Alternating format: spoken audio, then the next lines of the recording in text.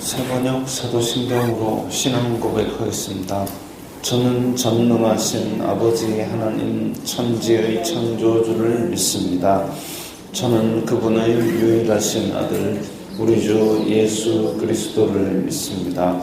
그분은 성령으로 잉태되어 동정녀 마리아에게서 나시고 본디오 빌라도에게 고난을 받아 십자가에 못 박혀 죽으시고 장사된 지 사흘 만에 죽은 자 가운데서 다시 살아나셨으며 하늘에 오르시어 전능하신 아버지 하나님 우편에 앉아 계시다가 거기로부터 살아있는 자와 죽은 자를 심판하러 오십니다. 저는 성령을 믿으며 거룩한 공교회와 성도의 교제와 죄를 용서받는 것과 몸의 부활과 영생을 믿습니다. 아멘.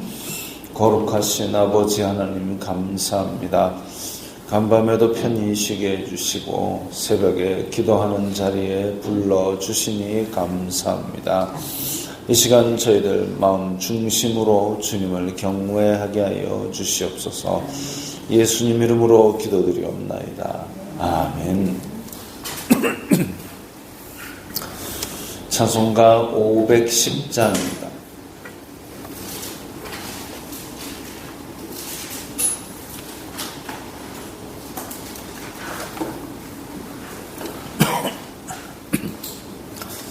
찬송가 510장입니다.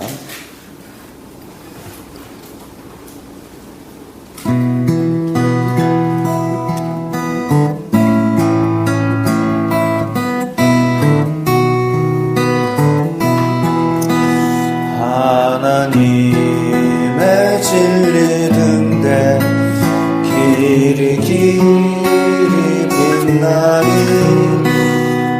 우리들도 등대되어 주의 사랑 비추세. 우리 작은 불 켜서 험한 바다 비추세. 물에 빠져 헤매느니 건져내어 살리세. 죄의 밤을 기뻐하고 성난 물결 설렌다.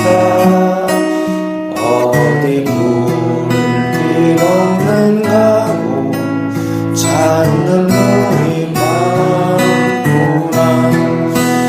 우리 작은 불 켜서 험한 바다 비추세.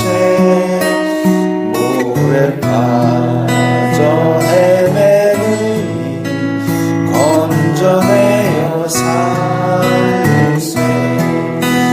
너의 등불 도두어라. 거친 바다 비춰라. 빛을 찾아 헤매느니 생명선에 던져라. 우리 작은 불 켜서 험한 바다 비추세.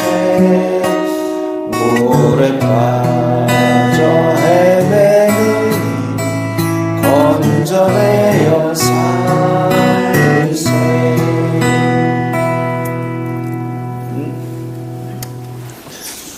오늘 말씀은 사도행전 8장 1절부터 8절까지의 말씀입니다.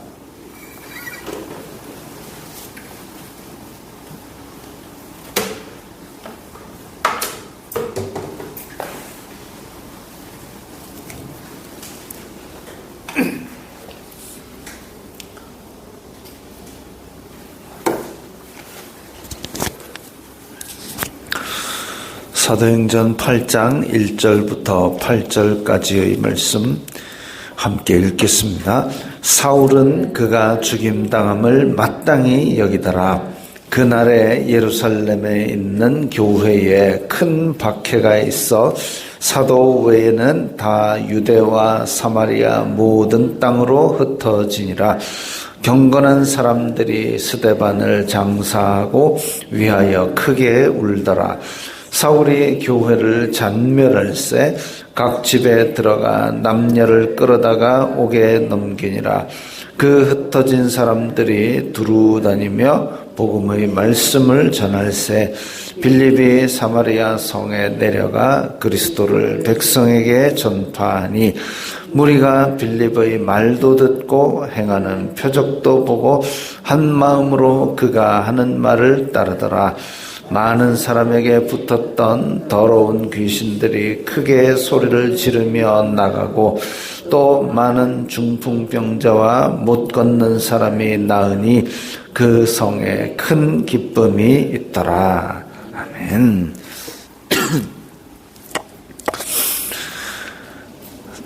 예루살렘 교회에 이제 큰 박해가 있는데 그 극심한 박해가 로마 군대로부터 있었던 것이 아니라 유대인이었던 사도 바울이 되는 사울로 인해서 지금 큰 박해가 있게 됩니다.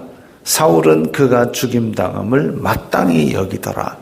스데반이 그렇게 죽어간 것에 대해서 분명히 스데반의 이야기, 믿음의 조상으로부터 예수님에게 이르기까지의 그 하나님의 경륜에 대한 이야기를, 스데반의 이야기를 들었을 터인데 사울은 그것을 듣고도 스데반이 죽는 것을 마땅히 여겼습니다. 이게 믿음인 줄 아는 거죠. 이제까지의 자기의 고정된 생각과 믿음을 아예 바꿀 생각이 전혀 없는 겁니다. 그러니까 스데반이 어떤 얘기를 하든지 귀를 열지 않았고 그냥 저건 죽어 마땅해 라고 생각을 한 것이죠. 이게 믿음인 줄, 이게 잘 믿는 것인 줄 알고 있었던 사울의 이야기였습니다. 그리고 사울이 그날 이후로 이제 유대와 사마리아가 아니라 예루살렘에 있는 많은 예수님 믿는 사람들을 찾아다니면서 잡아 가두기 시작했습니다. 그 박해가 있어서 사도 외에는 다 유대와 사마리아 모든 땅으로 흩어졌다 그랬습니다. 유대와 사마리아 땅으로 흩어졌다.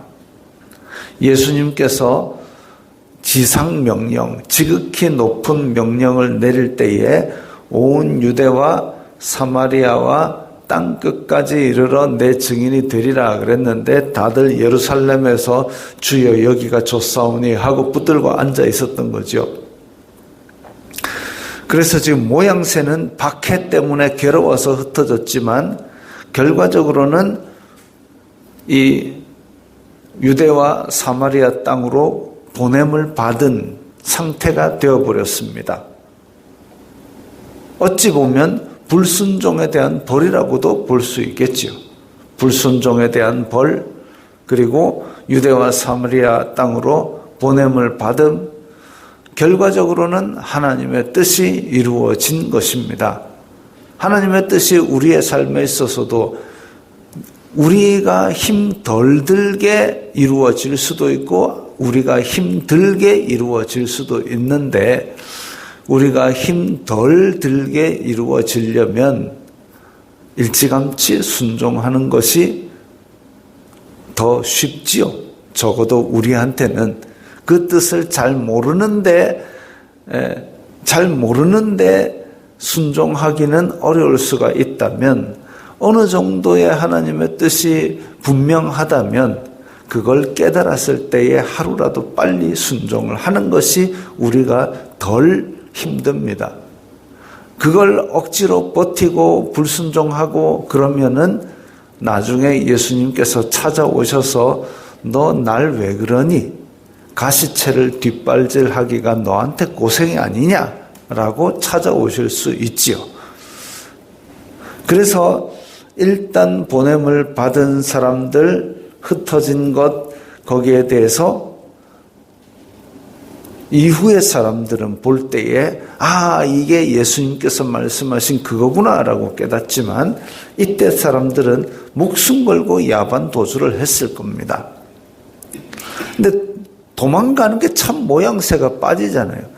엊그제까지만 해도 병 고치고 귀신 쫓아내고 예수님 으쌰으쌰 성령님의 불꽃 같은 이런 거 얘기하다가 뜬금없이 밤에 최소한의 것만 챙겨가지고 도망 나가는 모양새가 참 모양 빠집니다만은 도망하는 것 모양은 빠지지만 그 이전에도 있어 왔습니다. 예레미야 때에 예레미야가 눈물 줄줄 흘리면서 밤낮으로 외쳤던 게 뭐냐면 바벨론 쳐들어올 건데 항복합시다. 바벨론 쳐들어올 건데 보따리 싸놓고 있다가 포로로 다 잡혀갑시다. 도망갑시다. 그 얘기합니다. 예수님께서도 마태복음 25장에서 말세가 오면 막 난리가 일어나고 그때의 징조가 보이거든 예루살렘에 있는 사람들은 산으로 도망가라. 혹시나 일하고 있으면 물건 가지러 집에 갈 생각하지 말고 얼른 도망가라. 도망가라. 이 모양새가 참 빠지지만 도망가는 사람이 이것도 챙기고 저것도 챙기고 여권 챙기고 이랍니까? 아니죠.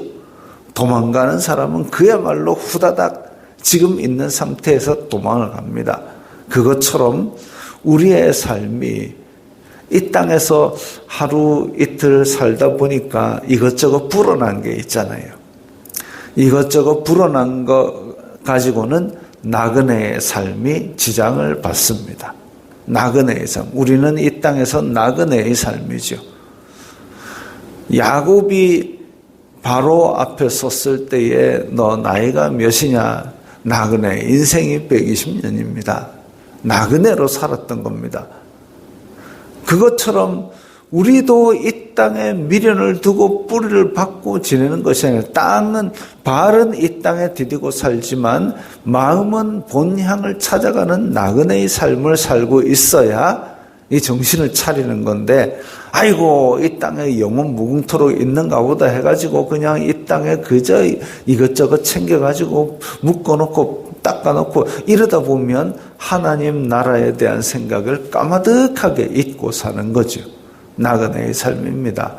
그걸 생각 안 하면 하나님께서 유대와 사마리아로 흩으실 때 그야말로 숟가락 몽둥이 챙기기도 힘들게 도망갑니다. 그러지 말고 애시당초에 하나님 나라만 바라보고 이 나그네의 삶을 사는 사람, 이 땅에 미련이 없이 하나님께서 원하시는 대로 살아갈 수 있죠. 우리가 교회 안에서 예루살렘 교회 안에서 모여서 서로 필요에 따라 물건 나눠주고 분위기 좋았습니다마는 이 분위기 좋았지만 사명은 어디 갔는지 없었습니다. 예수님께서 온 유대와 사마리아와 땅끝까지 이르러 내 증인이 되리라 했는데 내 증인이 되리라는 어디 가고 주여 여기가 좋사오니 초막을 짓고 네 집도 한 개 내 집도 한 개 삽시다 이렇게 눌러 앉은 셈이 되어버렸는데 사명을 위해서 하나님께서 흩으신 것이라고 볼 수 있겠습니다. 자, 사울이 교회를 잔멸할세, 잔멸이란 단어는 일상생활에서 안 쓰는 단어죠. 더럽히다, 모욕하다, 해치다, 황폐히하다 이런 의미입니다. 사울이 교회를 해칠세 이렇게 보면 되죠. 사울이 교회를 해치고 있는데 각 집에 다 들어가고 남녀를 잡아다가 다 가두고 아주 사울이 똑똑하고 부지런한 사람이다 보니까 얼마나 잘 잡아넣은지 모릅니다. 그랬는데 흩어져서 도망갔던 사람들은 이제서야 두루 다니며 복음의 말씀을 전했습니다. 예루살렘에서 그야말로 이제 후다닥 최소한의 것만 챙겨서 도망 나온 사람들이 도망 나오면서 이제 자기 원래 있었던 곳으로 다 가면서 가는 길에 만나는 곳마다 얘기한 겁니다. 야, 예루살렘에서 이번에 어떤 일이 있었는지 아느냐면서 야, 이제 막 전에 유월절 때 죽었던 그 사람 있잖아요. 그 사람이 사실은 구세주래 하면서 이제 막 전하는 겁니다. 그러면서 온 유대로 사마리아로 그 사람들이 퍼져나가는 곳마다 복음이 심기는 겁니다. 이제서야 예수님의 지상명령이 완수되는 거죠. 그러면서 그 중에 하나 빌립 집사가 사마리아 성에 내려가 그리스도를 전했습니다. 빌립의 출신이 사마리아 사람인지 유대인인지 알 수가 없지만 사마리아는 그 이전부터 유대인들하고는 담을 쌓고 사는 사람들입니다. 왜 그러냐 하면은 그때 이제 북이스라엘이 망하고 나서 아수르가 이제 이방인들을 잔뜩 데리고 온 것도 있지만 또 말라기 이후 침묵 기간 동안에 여기서도 뭔가 복잡한 일들이 많았고, 그것도 있습니다. 느헤미야 때 성전 다시 짓고 이러고 있을 때 그걸 제일 방해하고 괴롭혔던 인간들이 사마리아 인간들입니다. 야, 같이 짓자! 오니까 유대인들이 아니야, 너희들 이방에 섞여갖고 안 돼. 그래? 잘 되나 보자. 이래가지고 막 투서 넣고 뭐 계속 이런 짓 했던 인간들이 사마리아 인간입니다. 그리고 중간에 말라기 이후에 침묵기 때는 이제 예루살렘으로 저희가 예배하러 오면은 이 개 같은 이방인들하고 쫓아내 버렸습니다. 기분 나쁘잖아요.